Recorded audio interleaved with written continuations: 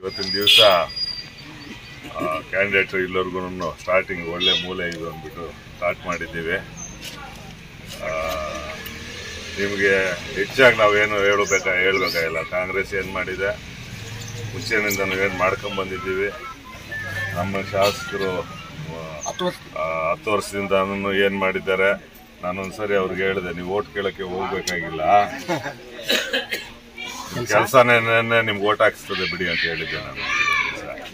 ಅದೇ ಥರನೇ ಆಯಿತು. ಆಮೇಲೆ ನಾನು ಅದೇ ಥರ ನೋಡಿ, ಯಂಗ್ಸ್ಟರು ನೆನ್ನೆ ಇವರು ನಮ್ಮ DK ಶಿವಕುಮಾರ್ ಅವರು ನಾನು ಸ್ವಲ್ಪ ಸ್ನೇಹಿತರು. ಅದಕ್ಕೋಸ್ಕರ ಅವ್ರು ಏರ್ಪೋರ್ಟಿಂದ ಬಂದಿದ್ದ ತಕ್ಷಣ 5 ಹೆಲಿಕಾಪ್ಟರ್ ಇಳಿದು ಬಂದಿದ್ದ ತಕ್ಷಣ ಫಸ್ಟ್ ನನಗೆ ಇದು ಹಾಕಿ ಇದೆ. ಆಮೇಲೆ ನಮ್ಮ ಹುಡುಗರು ನೋಡ್ಬಿಟ್ಟು ಇದನ್ನ ಎಲೆಕ್ಷನ್ ಮುಗಿಯೋವರೆಗೂ ತೆಗಿಬಾರ್ದು, ಇದು ನನಗೆ ಹಾಕೋ ಅಭ್ಯಾಸ ಇಲ್ಲ, ಅವ್ನ ಗೆಲ್ಸ್ಕೊಂಬರ್ಬೇಕು ನೀವೆಲ್ಲಾನು ಸೇರಿ ಅಂತಂದ್ರೆ ನಾವು ನಮ್ಮ ಮೇಲೆ ಅವ್ರು ಇಬ್ರು ಇದ್ದೀವಿ ಬಿಡಿ, ಏನು ತೊಂದರೆ ಇಲ್ಲ ಅಂತ ಹೇಳಿದೆ. ಆ ಥರ ನಾವೆಲ್ಲ ಇದ್ದೀವಿ, ಎಲ್ಲ ಒಟ್ಟಾಗಿ ದುಡಿತೀವಿ. ಮೊದಲು ಸ್ವಲ್ಪ ಇತ್ತು ಬಿಡಿ, ಆದ್ರೆ ಇವತ್ತು ಏನೂ ಇಲ್ಲ, ಟೋಟ್ಲಿ ಕ್ಲಿಯರ್ ಆಗಿದ್ದೀವಿ. KGF ಈ ಕ್ಷೇತ್ರ 100% ಯಾವ ತೊಂದರೆನೂ ಇಲ್ಲದೆ ಮೇಡಮ್ ಅವ್ರು ಇದ್ದಾರೆ, ಒಳ್ಳೆ ಕೆಲಸಗಳು ಮಾಡಿದ್ದಾರೆ. 100% ನಾವು ಅತಿ ಹೆಚ್ಚು ಲೀಡ್ ಕೊಡ್ತಕ್ಕಂಥ ಒಂದು ವ್ಯವಸ್ಥೆ ನಾವು ಮಾಡ್ತೀವಿ. ನೀವು ಅದಕ್ಕೆ ಏನ್ ತಲೆ ಕೆಡಿಸ್ಬೇಕಾಗಿಲ್ಲ ಅಂತ ಹೇಳ್ತಾ, ಇವತ್ತಿನ ದಿವಸ ತಾವೆಲ್ಲಾನು ಇವತ್ತು ಬಂದು ಮುಂದಕ್ಕೂ ಇದೆ. ಅವರು ಹೊಸದಾಗಿ ಬಂದಿದ್ದಾರೆ. ಬಂದು ಯಂಗ್ಸ್ಟರ್ಸ್ಗೆ ತಾವು ಮುಂಚೆನಿಂದ ನಾನು ನೋಡಿದ್ರೆ ನಗೀತಾ ಇದ್ದಾರೆ ಪ್ರಶ್ನವರು. ನಾನು ನನ್ನ ಬಹಳ ಚಿಕ್ಕ ವಯಸ್ಸಿನಲ್ಲಿ 24 ವರ್ಷದಲ್ಲಿ ZP ಮೆಂಬರ್ ಆಗಿದ್ದು. ಆಮೇಲೆ 3 ಸಲ ತಾಲೂಕು ಬೋರ್ಡ್ ಮೆಂಬರ್ ಆಗಿದ್ದೀನಿ. ಮಿಲ್ಕಿ ಇಲ್ಲೂ ಇದೆ, ಡೈರಿ ಇದೆ ನೋಡಿ. ಅವರೇ ನಮ್ಮ 35 ವರ್ಷ ಸತತವಾಗಿ ಗೆದ್ಕೊಂಡ್ಬರ್ತಾ ಇದ್ದೀವಿ. ಅದಕ್ಕೆ ದಯವಿಟ್ಟು ನಾವು ಅವ್ರನ್ನ ಗೆಲ್ಸ್ಕೊಳ್ಸ್ಕೊಳ್ಳೋ ಜವಾಬ್ದಾರಿ ನಮ್ಮ ಶಾಸಕರದ್ದು ಇದೆ ಅಂತ ಹೇಳ್ತಾ, ನೀವೇನು ತಲೆ ಕೆಡ್ಸ್ಕೊಂಬೇಡ್ರಿ. ಯಾವಾಗನ ಬಿಡು ಸಿಕ್ತಂಗೆ ಎಲ್ಲ ಕಡೆ ಹೋಗಕ್ ಆಗೋದಿಲ್ಲ. ಒಬ್ಬ ಪಾರ್ಲಿಮೆಂಟ್ ಮೆಂಬರ್ ಅಂದ್ಮೇಲೆ ಬಹಳಷ್ಟು ಊರುಗಳಿರ್ತದೆ, ನೀವು ಹೋಗಕ್ ಆಗೋದಿಲ್ಲ.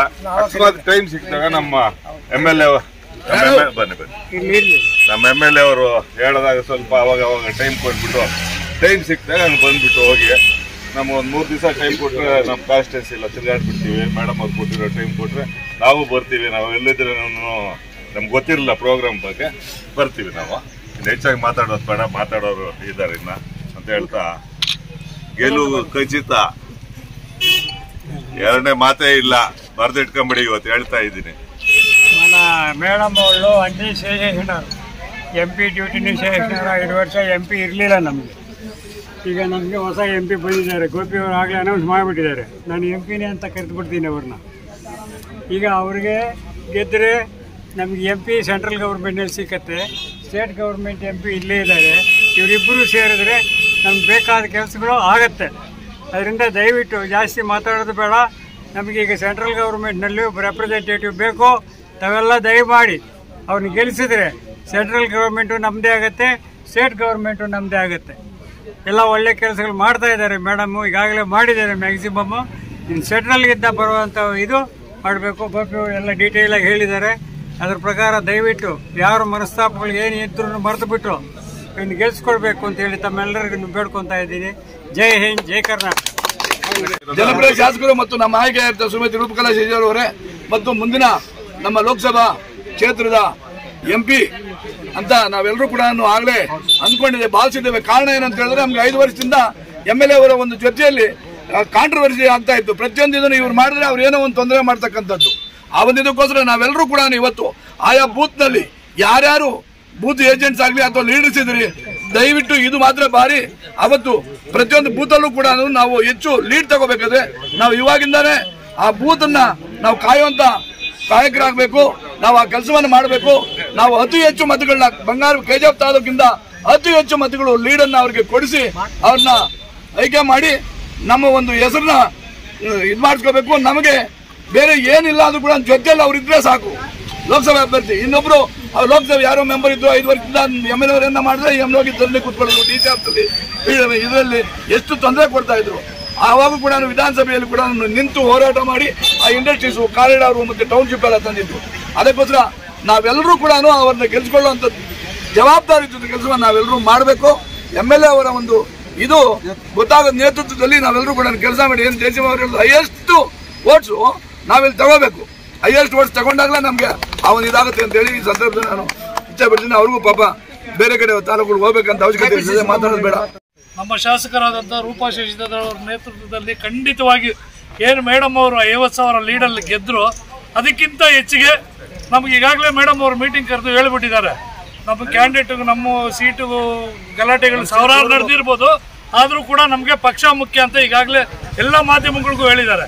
ಅದೇ ರೀತಿ ನಮಗೂ ಇನ್ಸ್ಟ್ರಕ್ಷನ್ಸ್ ಕೊಟ್ಟಿದ್ದಾರೆ. ಕಾನ್ಸ್ಟಿಟ್ಯೂನ್ಸಿಯಲ್ಲಿ ಯಾವ ಕಾನ್ಸ್ಟಿಟ್ಯೂನ್ಸಿ ಏನಾದರೂ ಆಗಲಿ ಪರವಾಗಿಲ್ಲ, ನಮ್ಮದ್ರಲ್ಲಿ ನನಗೇನು ಲೀಡ್ ಬಂತು ಅದಕ್ಕಿಂತ 100 ವೋಟ್ ಜಾಸ್ತಿ ಲೀಡ್ ಕೊಡಿಸ್ಬೇಕು ಅಂತ ಹೇಳಿದ್ದಾರೆ. ಅದರ ಪ್ರಕಾರ ನಮ್ಮ ನಾಯಕರೆಲ್ಲರೂ ಈಗಾಗಲೇ ಕೂತು ಮಾತಾಡಿದ್ದೀವಿ. ಗೌತಮ್ ಅವ್ರನ್ನ ಇಡೀ ಜಿಲ್ಲೆಯಲ್ಲೇ ಅತಿ ಹೆಚ್ಚಿನ ಮತಗಳಿಂದ ನಾವು ಜಯಗಳಿಸೋಕ್ಕೆ ಏನು ಬೇಕೋ ಎಲ್ಲ ಭರವಸೆಯನ್ನು ಕೊಡ್ತಾ ಇದ್ದೀವಿ. Thank you. ಈ ಒಂದು ಕ್ಷೇತ್ರದಲ್ಲಿ ಕಳೆದ ಸುಮಾರು 2-3 ಬಾರಿಯಿಂದ ನಮಗೆ ಒಂದು ರುಜುವಾತಾಗಿದೆ. ಈ ಕ್ಷೇತ್ರದಲ್ಲಿ ಬೇರೆ ಯಾವುದೇ ಅಲೆ ಇಲ್ಲ. ಇಲ್ಲೇನಿದ್ರೇನು ನಮ್ಮ ಶಾಸಕಿ ರೂಪಾ ಶಶಿಧರ್ ಅಲೆ ಮಾತ್ರ ಇರೋದಂತ. ಬೇರೆ ಎಲ್ಲ ಕಡೆ ಮೋದಿ ಅಲೆ ಅದು ಇದು ಹೇಳ್ತಾರೆ. ಈ ಕ್ಷೇತ್ರದಲ್ಲಿ ಇರೋದು ಒಂದೇ ಅಲೆ, ನಮ್ಮ ಶಾಸಕಿಯಾದ ರೂಪಾ ಶಶಿಧರ್ ಅಲೆ. ಆ ಎಲೆ ಮುಂದೆ ಯಾವ ಅಲೆನೂ ನಿಲ್ಲಲ್ಲ ಅನ್ನೋದು ನನ್ನ ಭಾವನೆ. ಕಳೆದ ಬಾರಿ ನಾವು 50,000ಕ್ಕೂ ಹೆಚ್ಚು ಮತಗಳಿಂದ ನಮ್ಮ ಶಾಸಕರು ಗೆಲ್ಲಿಸಿದ್ದೀವಿ. ಈ ಬಾರಿ ಇನ್ನೂ 10,000 ಹೆಚ್ಚಿಗೆ ಕೊಟ್ಟು ಅವರ ಒಂದು ಗೌರವ ಉಳಿಸಬೇಕು. ಈಗಾಗಲೇ ಎಲ್ಲ ಲೀಡರ್ಗೂ ಹೇಳಿದ್ದಾರೆ, ಪ್ರತಿಯೊಬ್ಬರು ದುಡಿಬೇಕು, ಬೂತ್ ಮಟ್ಟದಲ್ಲಿ ಪ್ರತಿಯೊಬ್ಬರು ಸೇವೆ ಮಾಡಬೇಕಂತ. ಆ ರೀತಿ ಪ್ರತಿಯೊಬ್ಬರು ಕಷ್ಟಪಟ್ಟು 60,000ಕ್ಕೂ ಹೆಚ್ಚು ಮತಗಳಿಂದ ಈ ಕ್ಷೇತ್ರದಲ್ಲಿ ಲೀಡ್ ಕೊಟ್ಟು ನಾವು ನಮ್ಮ ಶಾಸಕರ ಒಂದು ಗೌರವ ಉಳಿಸಬೇಕಂತ ನಾನು 2 ಮಾತುಗಳು ಹೇಳ್ತಾ ಇದ್ದೀನಿ. ಇದು ಬಂದ್ಬಿಟ್ಟು ರೂಪಾ ಶಶಿಧರ್ ಕಾಂಗ್ರೆಸ್ ಭದ್ರಕೋಟೆ KGF. ಇದು ಲಾಸ್ಟ್ ಟೈಮ್ ಎಲೆಕ್ಷನ್ ನಡೆಯೋ ಟೈಮ್ನಲ್ಲಿ ನಮ್ಮ ಸಾಹೇಬರು ದೊಡ್ಡವರು KH ಮುನಿಯಪ್ಪ ಸಾಹೇಬರು ಎಲ್ಲ ಡಿಸ್ಟಿಕ್ಕಿಂದ ಒಂದು 10,000 ಮೇಡಮ್ ಏನು ಮತ ತಗೊಂಡಿರೋದು ಅದಕ್ಕಿಂತ 10,000 ಮತ ಜಾಸ್ತಿ ತಗೊಂಡಿರೋ ಕ್ಷೇತ್ರ ನಮ್ಮ KGF.